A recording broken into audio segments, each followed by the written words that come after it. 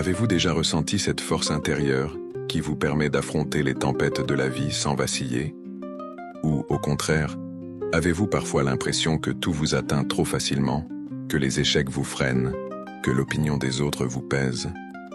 Avoir un caractère fort, ce n'est pas être insensible ou distant. Ce n'est pas écraser les autres ou cacher ses émotions. Non, c'est une force invisible qui vous rend inébranlable face aux difficultés, qui vous permet d'avancer là où d'autres abandonnent. Sénèque disait « Ce n'est pas parce que les choses sont difficiles que nous n'osons pas, c'est parce que nous n'osons pas qu'elles sont difficiles. » Et vous? Faites-vous partie de ces personnes mentalement fortes? Dans cette vidéo, nous allons découvrir 7 signes que vous avez un caractère fort, inspiré de la sagesse stoïcienne et du développement personnel.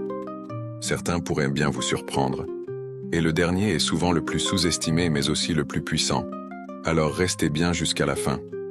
Mes chers amis, avant de commencer, je vous invite chaleureusement à écrire en commentaire « Je suis mentalement fort ». Après votre commentaire, je vous invite à soutenir notre travail en aimant cette vidéo, en vous abonnant à notre chaîne Stoïcisme en pratique et en activant la cloche de notification pour ne manquer aucun de nos contenus inspirants. Chaque geste de votre part nous aide à continuer à partager avec vous la sagesse intemporelle du stoïcisme. Merci infiniment pour votre soutien.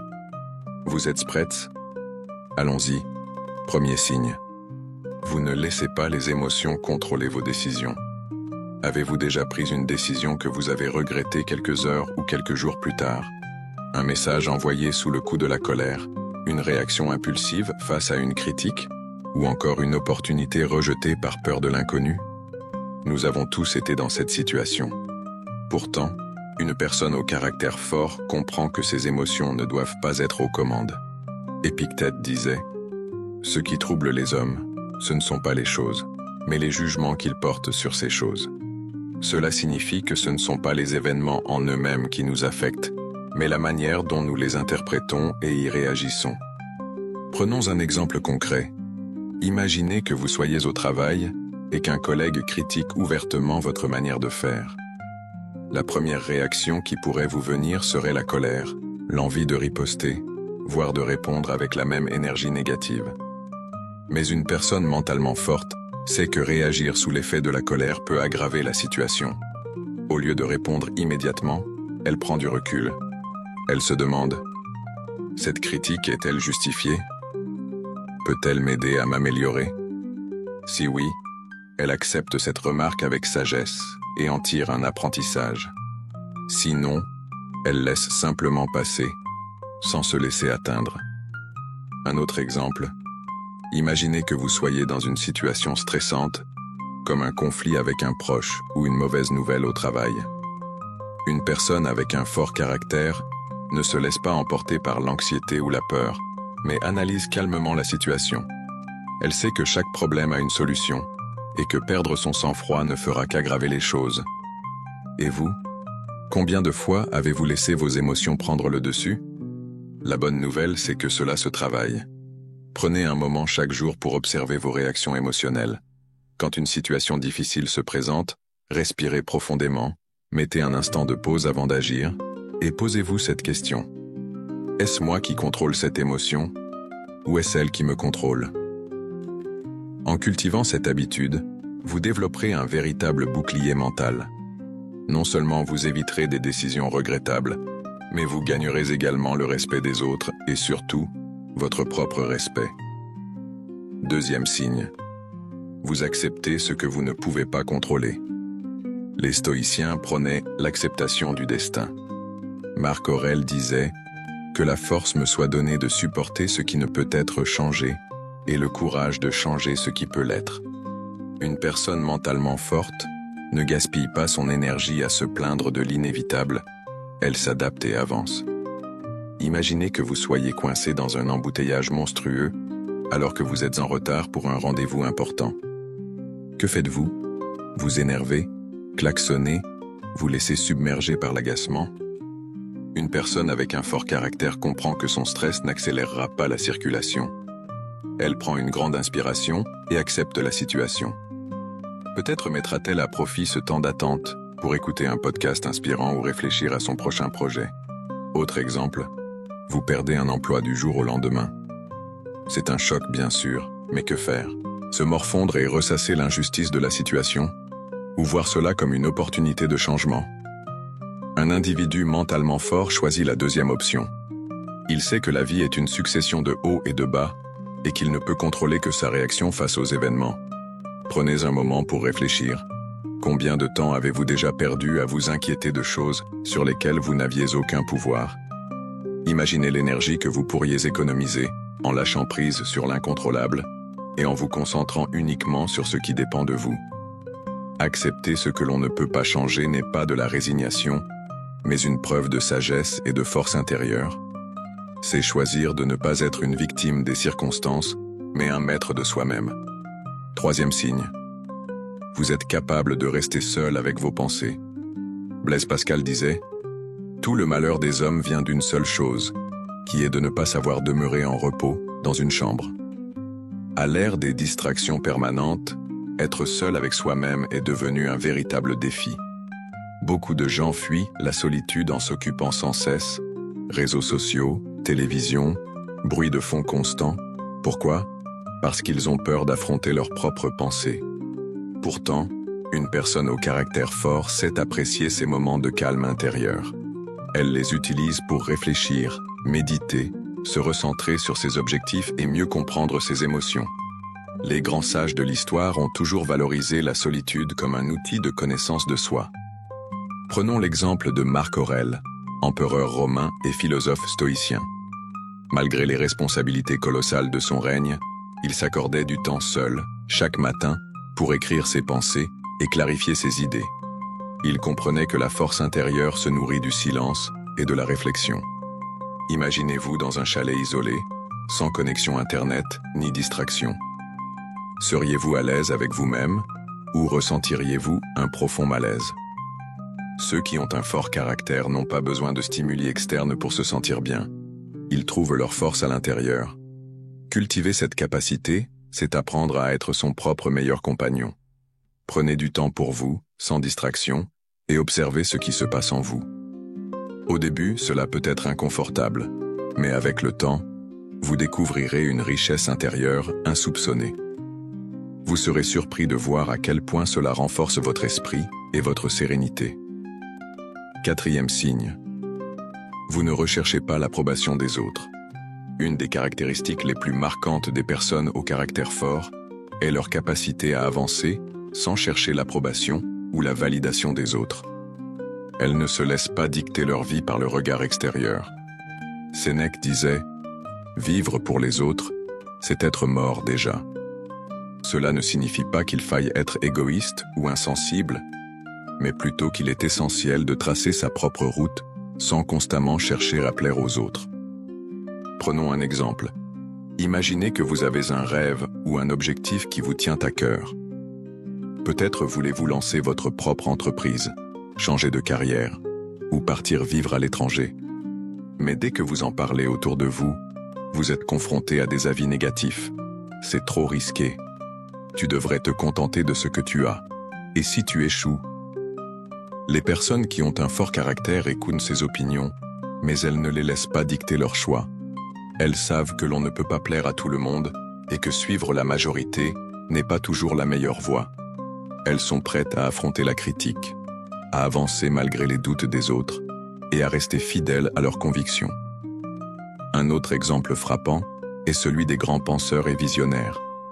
Regardez des figures comme Socrate, qui a remis en question les croyances de son époque au point d'être condamné à mort, ou encore Elon Musk, qui s'est fait critiquer lorsqu'il a voulu révolutionner le monde de l'aérospatiale et des voitures électriques. Si ces personnes avaient attendu l'approbation des autres, elles n'auraient jamais accompli quoi que ce soit d'extraordinaire. Comment pouvez-vous appliquer cela dans votre propre vie? Posez-vous cette question. Si je n'avais pas peur du regard des autres, qu'est-ce que je ferais différemment? Arrêtez de demander la permission pour vivre votre vie. Faites ce qui vous semble juste, poursuivez vos rêves et assumez vos choix. Une personne au caractère fort sait que son bonheur ne dépend pas de l'approbation extérieure, mais de son alignement avec ses propres valeurs. Et vous, dans quels aspects de votre vie avez-vous encore peur du jugement des autres? Quelles décisions repoussez-vous parce que vous avez peur d'être critiqué? Il est temps de reprendre le contrôle et d'avancer avec confiance. 5e signe. Vous faites preuve de résilience face aux épreuves. La vie n'est pas un long fleuve tranquille. À plusieurs reprises, nous sommes confrontés à des obstacles, des échecs, des trahisons et des moments de doute. Mais la vraie question est, comment réagissez-vous face à ces épreuves? Les personnes au caractère fort ne se laissent pas abattre par les difficultés. Elles s'adaptent, elles apprennent et elles avancent. Prenons l'exemple de Nelson Mandela. Il a passé 27 ans en prison, enfermé pour avoir défendu ses idéaux de justice et d'égalité. Beaucoup auraient perdu espoir, auraient cédé à la colère ou au désespoir. Mais Mandela a utilisé cette période pour se renforcer mentalement, pour cultiver la patience et la sagesse. Lorsqu'il est sorti, il n'a pas cherché la vengeance, mais la réconciliation. Cette résilience extraordinaire lui a permis de transformer l'histoire de son pays et de devenir un symbole universel de force intérieure. Et vous, comment réagissez-vous face aux épreuves de votre vie? La résilience n'est pas innée, elle se développe avec l'expérience et un état d'esprit de croissance. La philosophie stoïcienne nous enseigne que nous ne contrôlons pas les événements, mais seulement notre réaction face à eux. Marc Aurèle écrivait « Ce qui se dresse sur le chemin devient le chemin ».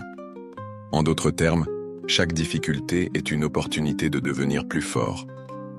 Prenons un exemple plus concret. Imaginez que vous perdez votre emploi soudainement. Deux réactions sont possibles. Soit vous vous laissez envahir par la colère et la frustration, en blâmant les circonstances ou les autres, soit vous voyez cela comme une occasion de repenser votre parcours, d'explorer de nouvelles opportunités et de rebondir avec encore plus de détermination. Les personnes au caractère fort choisissent toujours la deuxième option. Alors, la prochaine fois que vous faites face à un obstacle, posez-vous cette question. Que puis-je apprendre de cette situation? Comment puis-je en sortir plus fort? Ce simple changement de perspective peut transformer votre manière de voir les difficultés et vous permettre de les surmonter avec plus de sérénité. Souvenez-vous, les échecs ne définissent pas qui vous êtes, mais la manière dont vous y réagissez en dit long sur votre force intérieure. 6e signe. Vous transformez les échecs en leçons. Sénèque nous rappelle: les échecs sont les marches qui mènent au succès. Mais soyons honnêtes. Lorsqu'on échoue, sur le moment, on ne voit pas une marche vers le succès. On ressent surtout de la frustration, du doute, parfois même de la honte. Pourtant, c'est précisément notre capacité à surmonter ces moments difficiles qui forgent notre caractère. L'échec n'est pas une fin, c'est un passage obligé. Regardez autour de vous, toutes les personnes qui ont accompli de grandes choses ont connu des échecs cuisants avant d'y arriver. Steve Jobs s'est fait virer de sa propre entreprise, avant de revenir en force et de révolutionner la technologie. Michael Jordan a été recalé de son équipe de basket au lycée, avant de devenir l'un des plus grands joueurs de tous les temps. J.K. Rowling a reçu des dizaines de refus pour Harry Potter, avant qu'un éditeur ne lui donne sa chance. Qu'est-ce qui différencie ces personnes des autres?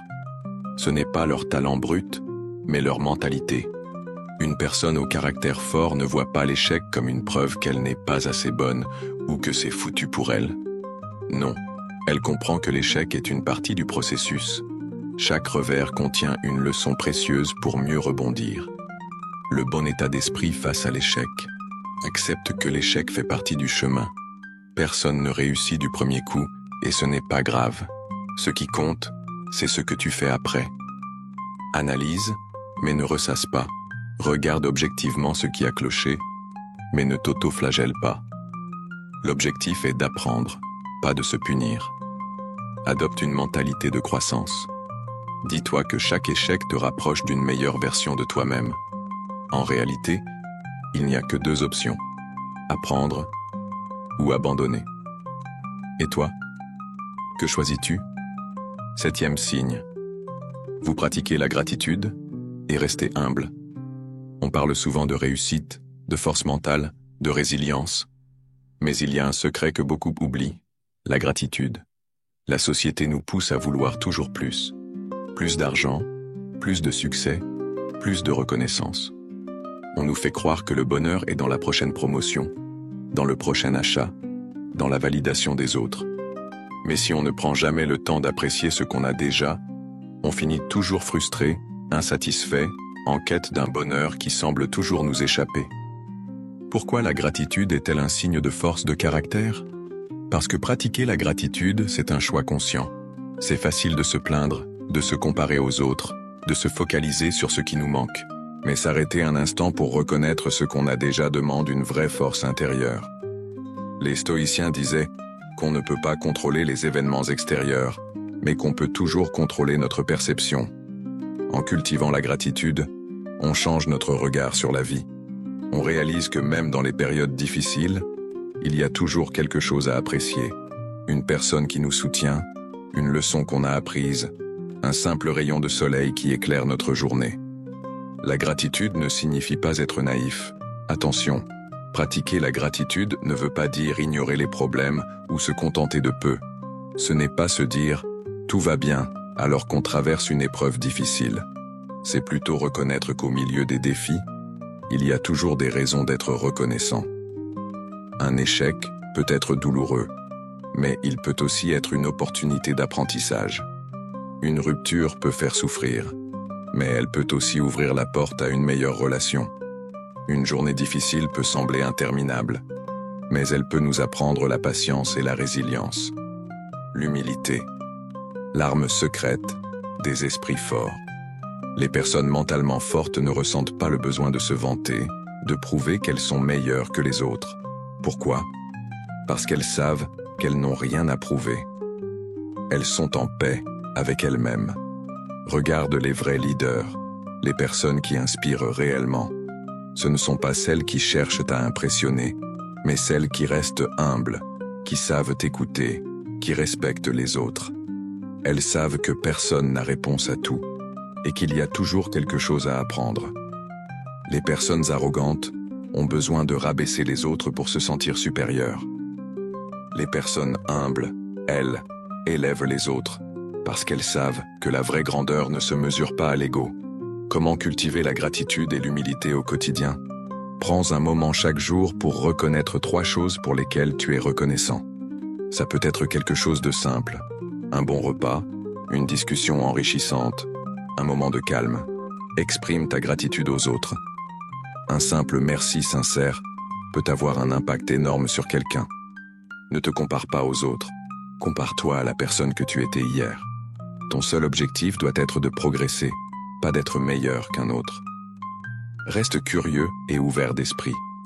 Plus on apprend, plus on réalise tout ce qu'on ignore.